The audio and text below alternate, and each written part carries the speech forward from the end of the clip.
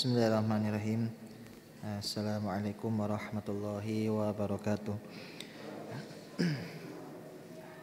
Innal hamdalillahi nahmaduhu wa nasta'inuhu wa nastaghfiruh wa na'udzu billahi min shururi anfusina wa min sayyiati a'malina.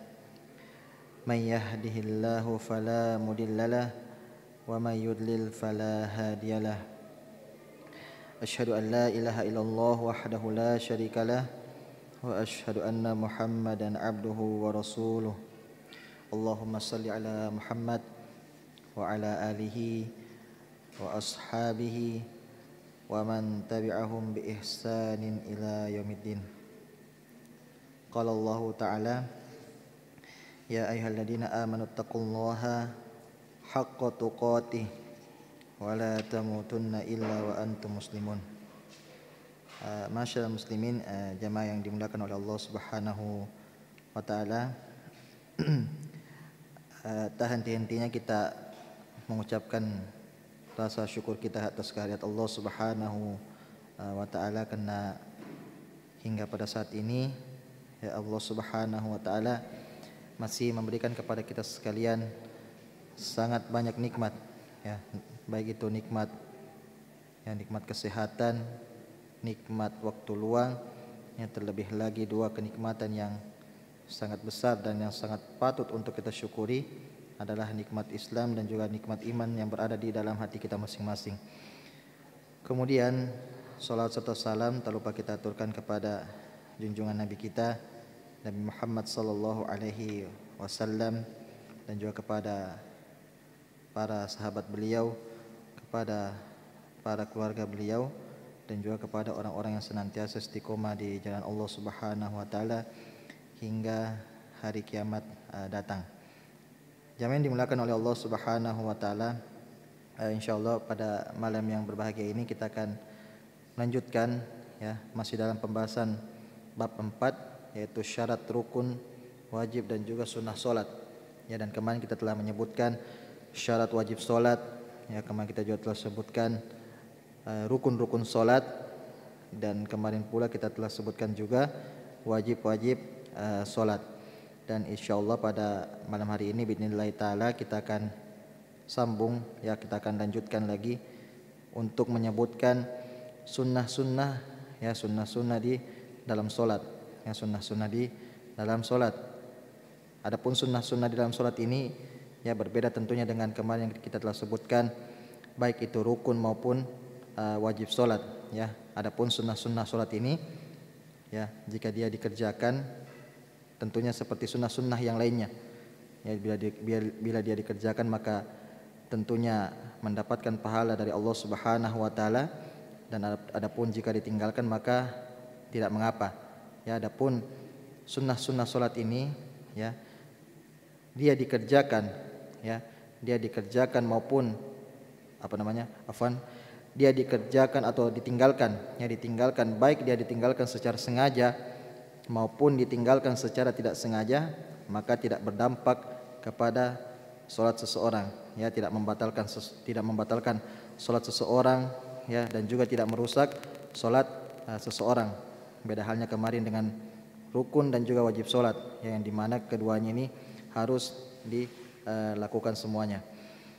Taib, jamaah dimuliakan oleh Allah Subhanahu wa taala, kita masuk pada sunnah-sunnah salat, atau sunnah-sunnah di dalam salat. Yang pertama adalah mengangkat kedua tangan, ya, mengangkat kedua tangan. Sebagaimana kemarin kita sebutkan bahwasanya mengangkat kedua tangan ini ada 4 tempat, ya, ada 4 tempat. Yang pertama adalah ketika saat takbiratul ihram, kemudian ketika hendak ruku, serta kemudian bangkit dari ruku, ya, serta serta bangkit menuju ke rakaat ketiga atau selepas daripada tasyahud awal, ya. Dan mengangkat kedua tangan ini sebagaimana kemarin kita sebutkan bahwasanya merupakan sunnah, ya, merupakan sunnah. Jadi ketika kita salat akan tetapi kita tidak mengangkat tangan maka tidak mengapa, ya, maka tidak mengapa serta tidak merusak salat bagi kita sekalian. Kemudian sunnah yang kedua setelah sunnah mengangkat kedua tangan, yaitu adalah meletakkan tangan kanan di atas tangan kiri, yang meletakkan tangan kanan di atas tangan kiri atau biasa kita sebut dengan sedekap, ya, atau biasa kita sebut dengan sedekap, ya. Dan di sini adalah disebutkan bahwasanya sedekap ini termasuk daripada sunnah-sunnah di dalam sholat, ya, yaitu meletakkan tangan kanan di atas tangan kiri setelah setelah selesai mengucapkan takbiratul ihram, ya. Akan tetapi di sini terdapat perbedaan pendapat, ya, di kalangan ulama. Adapun jumhur ulama atau mayoritas para ulama mengatakan bahwasanya sedekap ini merupakan hal yang sunnah, ya, yang datang daripada madhab Hanafiyah atau Syafi'iyah serta juga Hanabila. Berbeda dengan pendapat Malikiyah, ya. Sedangkan pendapat Malikiyah datang dengan pendapat bahwasanya sedekap ini, ya, bahwasanya Malikiyah ini mendatang dengan pendapat yang berbeda, bahwasanya lebih disunnahkan untuk menjulurkan tangan, ya, lebih disunnahkan untuk menjulurkan tangan ke bawah dibandingkan bersedekap, ya. Oleh karena itu mungkin sebagian di antara kita sekalian yang pernah melihat orang-orang di negara lain yang sholat itu mereka hanya menjulurkan tangan ke bawah, ya, mereka tidak bersedekap, ya. Dan ini pendapat yang lebih kuat daripada menurut madhab Malikiyah, ya. Di sini disebutkan bahwasanya pendapat Malikiyah disunnahkannya adalah menjulurkan tangan setelah melaksanakan atau selesai mengucapkan takbiratul ihram, dan makruh, ya, dan makruh hukumnya jika meletakkan tangan kanan di atas tangan kiri, ya, atau makruh hukumnya jika melakukan sedekap untuk sholat fardu, ya. Dan ini pendapat Malikiyah bahwasanya mengatakan makruh hukumnya sedekap untuk sholat fardu, ya, akan tetapi disunnahkan, ya, ketika melaksanakan sholat sunnah, ya. Jadi pendapat Malikiyah ini agak kompleks dia, ya, lebih kompleks daripada pendapat jumhur ulama, ya. Kita ulangi bahwasanya Malikiyah dia lebih disunnahkan untuk menjulurkan tangan ketimbang untuk sedekap, dan makruh hukumnya untuk sedekap di sholat wajib, akan tetapi sunnah jika dia diletakkan pada sholat sunnah. Sebagaimana dalil yang mengatakan sunnahnya meletakkan tangan kanan di atas tangan kiri atau sedekap, ya, yaitu dari hadis Sahal bin Sa'ad radhiyallahu anhu, ya, bahwasanya kana nasu yu'maruna an yadu ar-rajulu al-yada al-yumna ala dhira'ihil yusra fi shalah, ya, bahwasanya orang-orang yang diperintahkan agar seseorang meletakkan tangan kanannya di atas tangan kirinya ketika dia melaksanakan salat. Kemudian juga datang daripada hadis yang lain dari Wa'il bin Hujr radhiyallahu anhu, ya, bahwasanya annahu ra'an nabi sallallahu alaihi wasallam rafa'a yadayhi hina dakhala fi shalah kabbara, ya, summa altahafa bi thawbihi summa wada yadahu al-yumna 'ala al-yusra, ya, bahwasanya dia melihat Nabi sallallahu alaihi wasallam mengangkat kedua tangannya ketika masuk ke dalam salat seraya bertakbir, ya, kemudian menutupkan kain bajunya dan meletakkan tangan kanannya di atas tangan kirinya. Ya, itu adalah dalil-dalil yang mengatakan bahwasanya sedekap adalah sunnah, ya, menurut pendapat jumhur ulama. Kemudian sunnah solat yang selanjutnya setelah mengangkat kedua tangan kemudian sedekap atau meletakkan tangan kanan di atas tangan kiri, ya, sunnah yang selanjutnya adalah membaca doa istiftah, ya, membaca doa istiftah atau membaca doa iftitah, ya. Dan ini merupakan juga sunnah daripada solat, ya, apabila ditinggalkan maka tidak mengapa, ya. Adapun di sini disebutkan pula terdapat perbedaan para ulama juga, ya, mengenai tentang doa istiftah di dalam solat, ya. Dan di sini dikatakan bahwasanya jumhur ulama yaitu Hanafiyah, Syafi'iyah dan juga Hanabila, ya, berpendapat bahwasanya, ya, membaca doa istiftah adalah sunnah, ya, membaca doa istiftah adalah sunnah. Akan tetapi, ya, kembali ke Malikiyah lagi, ya, bahwasanya Malikiyah ini berbeda pendapat bahwasanya membaca doa istiftah hukumnya adalah makruh, ya, menurut pendapat daripada pendapat Malikiyah, ya. Dan dia berdalil dengan hadis Abu Hurairah radhiyallahu anhu, ya, bahwasanya Rasulullah sallallahu alaihi wasallam, Abu Bakar, ya, dan juga Umar ketika mereka melaksanakan salat, mereka membuka salatnya dengan mengucapkan alhamdulillahirabbil alamin, ya, yang menandakan bahwasanya Rasulullah, Abu Bakar dan juga Umar ketika mereka sholat, mereka langsung mengucapkan alhamdulillahirabbil alamin, atau mereka langsung membaca surah Al-Fatihah, tidak membaca doa istiftah. Kemudian sunnah yang selanjutnya setelah membaca doa istiftah adalah membaca doa isti'adzah, membaca doa isti'adzah atau a'udzubillahi minasyaitonirrajim. Dan ini adalah merupakan juga sunnah di dalam salat, sebagaimana firman Allah Subhanahu wa taala di dalam Quran surah An-Nahl ayat 98, fa idza qara'tal qur'ana fasta'id billah minasyaitonirrajim. Apabila kamu membaca Al-Qur'an, hendaklah kamu meminta perlindungan kepada Allah dari syaitan yang terkutuk. Kenapa hadis ini atau firman ini yang diangkat menjadi dalil bahwasanya membaca doa isti'adzah adalah sunnah?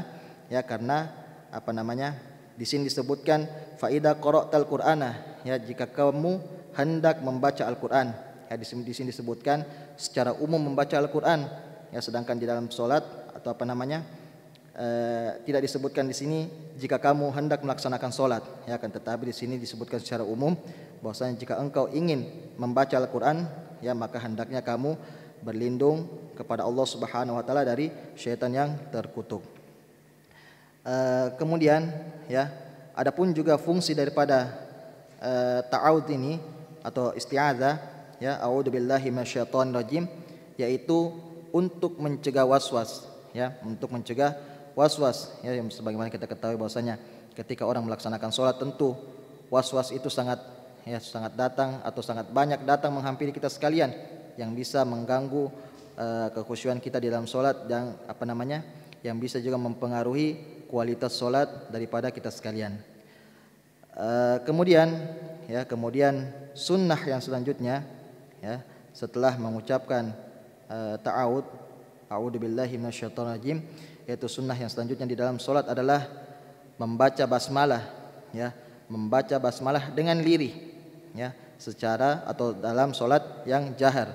Kita ulang, sunnah yang selanjutnya adalah membaca basmalah dengan suara yang lirih saat sholat jahar, yaitu sholat yang dikeraskan suaranya seperti sholat maghrib atau sholat isya dan juga sholat subuh. Di sini disebutkan bahwa saya disunnahkan membaca basmalah, yaitu Bismillahirrahmanirrahim dengan suara yang lirih. Di sini disebutkan disunnahkan membaca dengan lirih, bukan disunnahkan tidak membaca. Jadi harus kita membedakan. Jangan sampai timbul kekeliruan di antara kita, bahwasanya ada yang mengatakan sebagian orang sholat tidak membaca bismillah, itu agak keliru, akan tetapi yang benar adalah membaca basmalah akan tetapi dengan cara yang lirih atau dengan cara berbisik, dan ini disunnahkan baik sebelum membaca surah Al-Fatihah maupun surah-surah yang lainnya. Dan ini adalah pendapat daripada jumhur ulama, yang datang daripada Hanafiyah, Syafi'iyah dan juga Hanabilah, kecuali Malikiyah lagi. Kemudian Malikiyah juga berbeda pendapat tentang ini. Sedangkan Malikiyah berpendapat bahwasanya disunnahkan untuk tidak membaca bismillah ketika melaksanakan salat. Kemudian dalil yang mengatakan bahwasanya sunnah membaca basmalah dengan lirih ketika melaksanakan salat jahar adalah dari hadis Anas bin Malik radhiyallahu anhu, bahwasanya sallaitu khalafan Nabi sallallahu alaihi wasallam. Pada saat itu Anas bin Malik sedang sholat di belakang Nabi sallallahu alaihi wasallam, dan juga di belakang Abu Bakar serta di belakang Umar dan juga Utsman. Mereka membaca dengan mengawali alhamdulillahirabbil alamin dan tidak mengucapkan bismillahirrahmanirrahim di awal surah maupun di akhir surah, di awal surah dan juga di akhir surah. Sedangkan di sini dikatakan juga dari Al-Aswad, beliau mengatakan bahwasanya aku sholat di belakang Umar bin Khattab sebanyak 70 kali, 70 kali sholat, akan tetapi beliau tidak mengeraskan bismillahirrahmanirrahim, yang berarti membaca bismillahirrahmanirrahim cukup dibaca dengan lirih, akan tetapi tidak dibaca dengan suara yang lantang. Kemudian kita lanjut pada sunnah yang selanjutnya, yaitu mengucapkan amin, mengucapkan amin. Ya, terkadang ini juga kita sepelekan, akan tetapi perlu kita ketahui bahwasanya mengucapkan amin ini merupakan sunnah solat. Ya, apabila kita kerjakan maka kita telah mengamalkan apa yang diperintahkan oleh Nabi Shallallahu Alaihi Wasallam dan tentunya mendapatkan pahala dari Allah Subhanahu wa Ta'ala. Ya, dan juga di sini disebutkan bahwasanya mengucapkan amin ini ya dilakukan setelah membaca surah Al-Fatihah. Ya, setelah membaca surah Al-Fatihah, baik itu bagi imam ya maupun makmum ataupun orang-orang yang sholat sendiri. Ya, karena biasa terkadang kita dapatkan sebagian imam ketika mereka selesai membaca Al-Fatihah, mereka diam, kemudian makmumnya yang membaca amin. Ya, tentu ini hal yang keliru. Ya, mengucapkan amin ini diperuntukkan untuk semuanya, baik itu imam maupun makmum serta orang-orang yang sholat sendiri. Sebagaimana dalam hadis Abu Hurairah ya radhiyallahu anhu bahwasanya Rasulullah sallallahu alaihi wasallam bersabda, ya, idza ammana al-iman ya fa aminu fa innahu man wafaqa ta'minuhu ta'minal malaika ghufirallahu ma taqaddama min dzambi. Ya, bahwasanya jika imam mengucapkan amin, maka ucapkan pula amin. Ya, sesungguhnya barang siapa yang mendapati ucapan aminnya menepati dengan ucapan aminnya malaikat, ya maka diampuni seluruh dosa-dosanya yang telah lalu. Ya, maka diampuni seluruh dosa-dosanya yang telah lalu.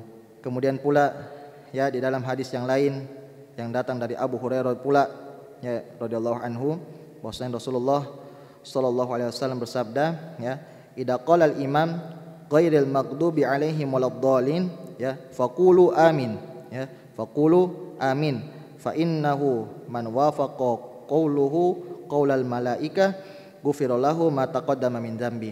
Ya, bahwasanya jika imam membaca ghairil maghdubi alaihim waladdallin, ya sesungguhnya barang siapa yang mengucapkan amin, ya yang dimana aminnya itu menepati dengan ucapan aminnya malaikat, maka dia akan diampuni dosa-dosanya yang telah lalu.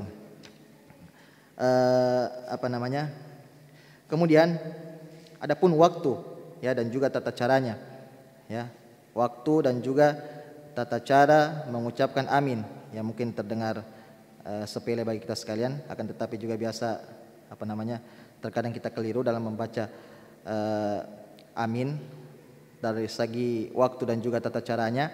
Ya, di sini sebutkan bagi makmum, ya bagi makmum yang hendak mengucapkan ya amin, hendaknya dia tidak mendahului imamnya, ya hendaknya dia tidak mendahului imamnya, ya. Dan juga ketika seseorang melaksanakan sholat jahriyah atau sholat yang dikeraskan suaranya, maka aminnya pula harus dikeraskan, ya. Ketika dia melaksanakan sholat siriyah atau sholat yang dilirihkan bacaannya, maka tentunya dia harus dilirihkan juga bacaannya, ya bukan ditukar, Kemudian ya kita masuk pada sunnah yang selanjutnya setelah mengucapkan amin adalah membaca ayat Al-Quran selain surah Al-Fatihah. Ya, membaca ayat Al-Quran selain surah Al-Fatihah. Sebagaimana di dalam hadis, ya, kita sebutkan ulang bahwasanya membaca ayat Al-Quran ini disunnahkan untuk 2 rakaat pada sholat. Ya, 2 rakaat pada sholat. Kalau seperti sholat fajar kan cuma terdapat 2 rakaat, berarti dua-duanya diwajibkan atau disunnahkan membaca ayat Al-Quran selain membaca surah Al-Fatihah. Adapun sholat zuhur, ya maka cuma disunnahkan 2 rakaat di awal, ya 2 rakaat di awal. Adapun rakaat ketiga dan rakaat keempat maka tidak ada dalil yang datang atau tidak ada sunnah yang datang dari Nabi SAW untuk membaca ayat Al-Quran selain membaca surah Al-Fatihah. Begitu pula dengan sholat asar, ya dan juga sholat maghrib, ya yang disunnahkan hanya membaca pada rakaat yang pertama dan yang kedua, ketiga tidak. Dan juga begitu pula dengan sholat isya, sebagaimana dalam ya hadis Abu Hurairah radhiyallahu anhu bahwasanya beliau mengatakan, wa man qara'a bi ammil kitab faqad ajza'at anhu, ya wa man zada fahuwa afdal. Ya, barang siapa yang membaca surah Al-Fatihah maka sesungguhnya salatnya telah sah, ya dan barang siapa yang menambahnya atau membaca ayat-ayat yang lain selain daripada surah Al-Fatihah maka itu lebih baik daripada baginya. Kemudian ya poin yang selanjutnya yaitu surah-surah ya, surah-surah yang disunnahkan atau ayat-ayat yang disunnahkan selain daripada Al-Fatihah yang dibaca ketika dalam sholat 5 waktu. Ya, tentunya ada surah-surah yang disunnahkan di dalam sholat 5 waktu untuk dibaca. Ya, walaupun boleh semua ayat kita baca di dalam sholat, akan tetapi tentunya ada ayat-ayat khusus atau ayat-ayat atau surah-surah yang khusus yang disebutkan oleh Nabi Sallallahu Alaihi Wasallam yang disunnahkan dibaca ketika sholat dalam sholat 5 waktu. Seperti contoh sholat yang pertama, ya, sholat yang pertama atau bacaan yang disunnahkan di dalam melaksanakan sholat subuh. Ya, bacaan yang disunnahkan dalam melaksanakan sholat subuh. Ya, di sini disebutkan bahwasanya ketika kita melaksanakan sholat subuh maka disunnahkan untuk membaca surah-surah yang panjang. Ya, untuk membaca surah-surah yang panjang ketika melaksanakan sholat subuh. Sebagaimana di dalam hadis yang diriwayatkan oleh Abu Barzah radhiyallahu anhu, ya, beliau mengatakan, "Kana Rasulullah sallallahu alaihi wasallam yaqra'u fil fajri ma baina sittina ilal mi'ati ayah." Ya, bahwasanya Rasulullah sallallahu alaihi wasallam membaca antara 60 sampai 100 ayat di dalam salat fajar atau salat subuh. Ya, di sini disebutkan bahwasanya 60 sampai 100 ayat. Ya, bayangkan kalau kita mengambil ayat terpendek saya di dalam Al-Qur'an Alif Lam Mim, kalau kita kali dengan 100 atau kali 60, tentu itu sudah sangat banyak. Kemudian ya, di dalam hadis yang lain yang datang dari Jabir bin Samurah radhiyallahu anhu, ya, bahwasanya Rasulullah sallallahu alaihi wasallam melaksanakan salat di seluruh salat sebagaimana salat kalian pada hari ini. Ya, akan tetapi beliau meringankannya. Ya, salat beliau lebih ringan daripada salat kalian. Beliau membaca di surah Al-Waqiah dan juga surah yang semisalnya pada ketika salat fajar. Ya, di sini disebutkan Nabi sallallahu alaihi wasallam membaca surah Al-Waqiah, ya, membaca surah Al-Waqiah atau semisalnya, ya, ketika melaksanakan salat fajar atau melaksanakan salat subuh. Kemudian datang pula hadis yang lain yang diriwayatkan oleh Jabir bin Samurah pula radhiyallahu anhu, yang bahwasanya beliau mengatakan, ya, sesungguhnya Nabi sallallahu alaihi wasallam kana yaqra'u fil fajri biqaf wal Qur'anil Majid wa kana salatuhu ba'du takhfifan. Ya, bahwasanya Nabi sallallahu alaihi wasallam membaca surat Qaf, ya, membaca surat Qaf dan juga yang semisalnya pada saat beliau melaksanakan salat fajar, ya, lalu salat beliau setelahnya lebih ringan. Ya, di sini kita lihat hadis dari kedua hadis ini, ya, bahwasanya Nabi sallallahu alaihi wasallam melaksanakan salat subuh atau salat fajar, ya, dengan menggunakan surah Al-Waqiah atau surat Qaf. Jadi sudah ada perbandingannya. Ya, boleh kita membaca ayat-ayat yang lain, ya, boleh kita membaca surat-surat yang lain yang panjang seumpama Al-Baqarah atau Al-Imran, ya, akan tetapi yang bisa menjadi patokan adalah surah Al-Waqiah dan juga Qaf, ya, surat Al-Waqiah dan juga surat Qaf. Kemudian, ya, adapun hikmahnya, ya, tentu semua ada hikmahnya. Adapun hikmah disunnahkannya kita sekalian membaca surah yang panjang ketika melaksanakan salat subuh, ya, karena tentunya yang pertama itu salat subuh hanya 2 rakaat, ya, salat subuh hanya 2 rakaat, dan tentunya di waktu subuh ini banyak manusia yang masih tertidur dengan pulas, ya, banyak manusia yang tertidur dengan pulas. Kalau kita melaksanakan salat subuh, ya, yang dengan jumlah rakaatnya cuma 2 rakaat, ya, kemudian kita membaca surah yang surah pendek, maka tentu kasihan dengan manusia-manusia yang lain mungkin yang terlambat, ya, yang mungkin masih nyenyak dengan tidurnya, yang terlambat, maka mereka pasti tidak akan mendapatkan pahala salat berjamaah. Ya, oleh karena itu disunnahkan membaca surah-surah yang panjang supaya manusia-manusia, ya, yang masih sementara tertidur dengan lelap, ya, setidaknya mereka bisa bangun untuk bersiap-siap menuju masjid dan juga mendapatkan pahala salat fajar secara berjamaah meskipun mereka terlambat. Kemudian, ya, hikmah yang selanjutnya kenapa surah-surah pada salat fajar atau salat subuh itu disunnahkan untuk dipanjangkan, ya, karena firman Allah Subhanahu wa taala bahwasanya Al-Qur'an ini dipersaksikan pada saat sholat fajar, ya, dipersaksikan pada saat sholat fajar atau sholat subuh, dan itu disunnahkan bagi kita sekalian untuk memanjangkan bacaan kita ketika sholat subuh. Dan juga ya hikmah yang lain yaitu memanjangkan bacaan surah di dalam sholat subuh ini berfungsi juga untuk menggantikan jumlah rakaat sholat, ya, menggantikan jumlah rakaat sholat. Ya, mungkin terlalu kalau kita sudah mengerjakan sholat subuh yang cuma 2 rakaat dan terlebih lagi kita mengurangi atau memperpendek bacaan kita sekalian, ya tentunya itu terlalu mudah bagi kita sekalian. Ya, maka memanjangkan bacaan di dalam sholat subuh, ya, itu bisa juga berfungsi untuk menggantikan jumlah rakaat dalam sholat subuh, ya, yang dimana sholat subuh hanya terdapat 2 rakaat. Taib, kemudian bacaan yang selanjutnya, bacaan yang disunnahkan di dalam sholat zuhur, ya, bacaan yang disunnahkan di dalam sholat zuhur.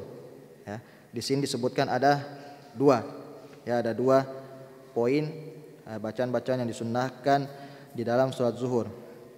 Poin yang pertama adalah al-awasid al-mufassal, ya, al-awasid al-mufassal.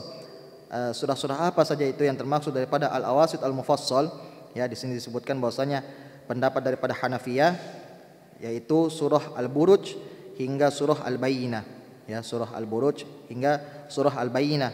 Adapun pendapat daripada Malikiyah yaitu surah Abasa, ya, hingga surah Ad-Duha, ya, surah Abasa sampai surah Ad-Duha.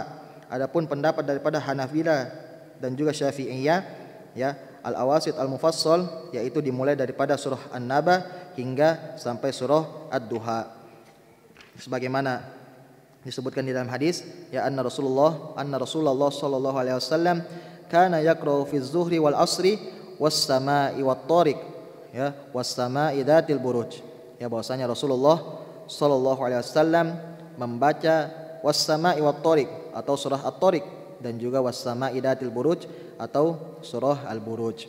Kemudian pula di dalam sabda yang lain Rasulullah sallallahu alaihi wasallam, ya, kana Nabiya sallallahu alaihi wasallam ya yaqra'u fi zuhri bil laili idza yaghsha wa fil asri nahwa dzalik wa fi subhi atwala min dzalik. Ya, bahwasanya Nabi sallallahu alaihi wasallam membaca wal laili idza yaghsha atau surah Al-Lail pada waktu salat zuhur dan membaca surah yang semisalnya pada waktu salat asar, ya. Sedangkan pada waktu salat subuh beliau sallallahu alaihi wasallam lebih panjang membaca daripada itu. Kemudian poin yang kedua, ya, bacaan-bacaan yang disunnahkan ketika salat zuhur adalah at-tiwal al-mufassal, ya, at-tiwal al-mufassal yaitu surah yang lebih panjang ketimbang yang tadi. Apa-apa saja yang masuk daripada at-tiwal al-mufassal yaitu pendapat yang pertama yaitu pendapat Hanafiyah yaitu dari surah Al-Hujurat hingga surah Al-Buruj, ya, surah Al-Hujurat hingga surah Al-Buruj. Kemudian pendapat daripada Malikiyah mengatakan dari surah Al-Hujurat hingga surah An-Naziat. Kemudian juga pendapat daripada Hanabila, ya, bacaannya yaitu dari surah Qaf hingga surah An-Naba, ya. Sedangkan menurut pendapat daripada Syafi'iyah, ya, at-tiwal al-mufassal adalah bacaan daripada surah Qaf hingga surah An-Naba, sama dengan pendapat daripada Hanabila. Sebagaimana di dalam hadis disebutkan, ya, sesungguhnya pernah didirikan salat zuhur, ya, lalu ada seseorang yang pergi ke baki untuk menyelesaikan hajatnya, ya, kemudian dia berwudu kemudian kembali sedangkan Rasulullah sallallahu alaihi wasallam masih berdiri pada rakaat pertama karena panjangnya surat yang beliau baca. Taib, jamaah yang dimuliakan oleh Allah Subhanahu wa taala, itu tadi bacaan daripada salat zuhur. Kemudian melangkah kepada yang selanjutnya yaitu bacaan yang disunnahkan di dalam salat asar, ya, bacaan yang disunnahkan di dalam salat asar yaitu setengah, ya, jadi salat asar ini lebih pendek daripada salat zuhur. Di sini disebutkan bahwasanya bacaan yang disunnahkan adalah setengah dari ukuran bacaan pada waktu salat zuhur, ya, atau sama, ya, atau setara dengan bacaan-bacaan yang dibaca pada ketika salat zuhur, atau setara dengan membaca surah Awasid al-Mufassal, ya, Awasid al-Mufassal. Dan ini adalah pendapat daripada jumhur ulama, sebagaimana hadis yang disebutkan dari Jabir bin Samurah radhiyallahu anhu, ya, kana Nabi sallallahu alaihi wasallam yaqra'u fi zuhri bil laili idza yaksha wa fil asri nahwa dzalik wa fi subhi atwal min dzalik. Ya, bahwasanya Nabi sallallahu alaihi wasallam membaca wal laili idza yaksha, al-lail atau surah al-lail pada waktu salat zuhur, dan membaca surah yang semisalnya ya pada ketika salat asar, dan ketika membaca atau ketika waktu salat subuh beliau membaca lebih panjang daripada itu. Kemudian juga di dalam sabda Rasulullah yang lain, ya anna Rasulullah sallallahu alaihi wasallam ya kana yaqra'u fi zuhri wal asri was sama'i wat tariq was sama'i dzatil buruj. Ya, bahwasanya Rasulullah sallallahu alaihi wasallam membaca was sama'i wat tariq atau surah at-tariq, dan juga was sama'i dzatil buruj atau surah al-buruj.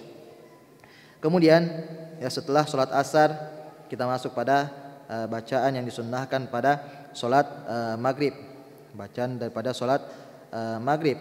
Ya, di sini disebutkan bahwasanya disunnahkan dalam salat maghrib yaitu membaca surah Qisarul Mufassal, ya, Qisarul Mufassal, dan ini adalah surah yang terpendek ya di antara surah-surah yang lain.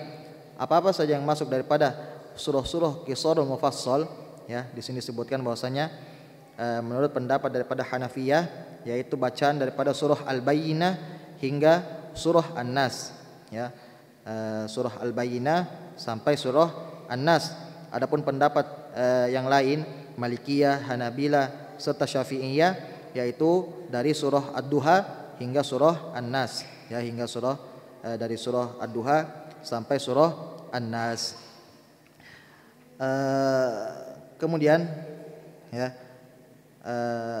Asy-Syirbini ya rahimahullah menyebutkan ya bahwasanya alasan kenapa salat maghrib ini disunnahkan untuk membaca surah-surah yang pendek, ya berbeda halnya dengan salat subuh tadi. Kalau salat subuh disunnahkan membaca surah yang panjang, akan tetapi salat maghrib ini disunnahkan membaca surah-surah yang pendek karena salat maghrib ini waktunya sempit, ya.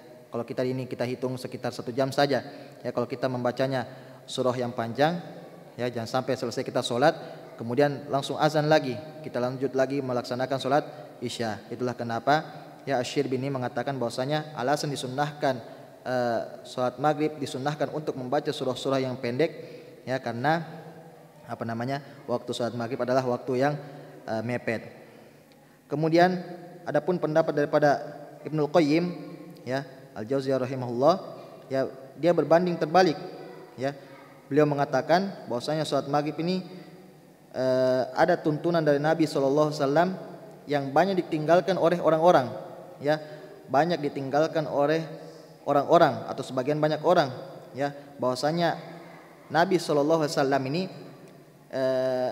dalam beberapa riwayat, ya, beliau melaksanakan salat maghrib, ya, dengan membaca surah-surah yang panjang, ya, seperti surah Al-A'raf atau surah At-Tur, kemudian juga atau surah Al-Mursalat, ya, berbeda dengan yang kita sebutkan tadi, ya, bahwasanya salat maghrib disunnahkan dengan membaca surah-surah yang pendek. Akan tetapi tergantung kondisi, ya, tergantung kondisi, ya, kita mau melakukan yang mana, kita mau membaca yang pendek atau yang panjang, maka tidak masalah bagi kita sekalian.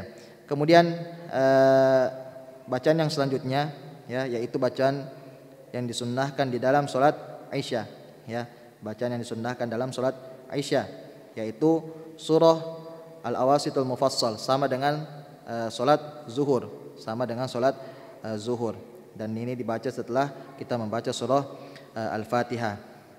Kemudian pula Ibnul Qayyim menambahkan, ya, bahwasanya pada waktu Isya Rasulullah sallallahu alaihi wasallam membaca surah At-Tin, ya, dan juga di beberapa waktu yang lain beliau juga membaca surah Asy-Syams, kemudian membaca juga surah Al-A'la, dan juga membaca surah Al-Lail serta yang sejenisnya.